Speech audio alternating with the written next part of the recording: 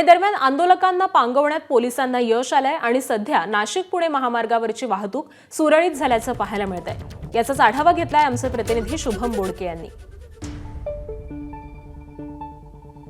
Nashik Pune railway मार्ग सरळ मार्गाने व्हावा यासाठी सकाळपासून आंदोलक हे खरं तर नाशिक पुणे मार्ग रोखून ठेवत त्या ठिकाणी रास्ता रोको आंदोलन करत होते। मात्र आता आमदार सत्यजित तांबे यांना पोलिसांनी ताब्यात घेतल्यानंतर या ठिकाणी हे आंदोलन या ठिकाणी आंदोलकांनी जे सत्यजित तांबे यांना सिन्नर पोलीस ठाण्यामध्ये घेऊन गेलेले आहे त्या ठिकाणी आंदोलक गेल्यानंतर हे आंदोलन या ठिकाणी आपल्याला झाल्याचं पाहायला मिळतंय। एकूणच हा संपूर्ण मार्ग खरं तर आंदोलकांनी रोखून ठेवलेला होता आणि आता ही जी वाहतूक कोंडी संपूर्ण आपल्याला नाशिक पुणे महामार्गावर पाहायला मिळते ती या ठिकाणी आता सुरळीत करण्याचा प्रयत्न खरं तर प्रशासनाच्या माध्यमातून केला जातोय। आणि एकूणच आपण जर बघितलं तर जवळपास 2 तासांपासून जे वाहतुकीमध्ये अडकलेले वाहन चालक होते त्यांना आता या ठिकाणी कुठेतरी मार्ग मिळताना आपल्याला पाहायला मिळतोय। आणि एकूणच ही संपूर्ण परिस्थिती आपण या ठिकाणी बघतोय। आणि या ठिकाणी आपण जर बघितलं तर आंदोलक देखील आता माघारी फिरल्यानंतर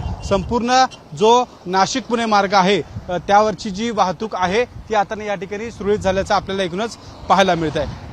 कॅमेरामॅन मंगेश सुनेसह शुभम बोडके, एबीपी माझा, सिन्नर, नाशिक।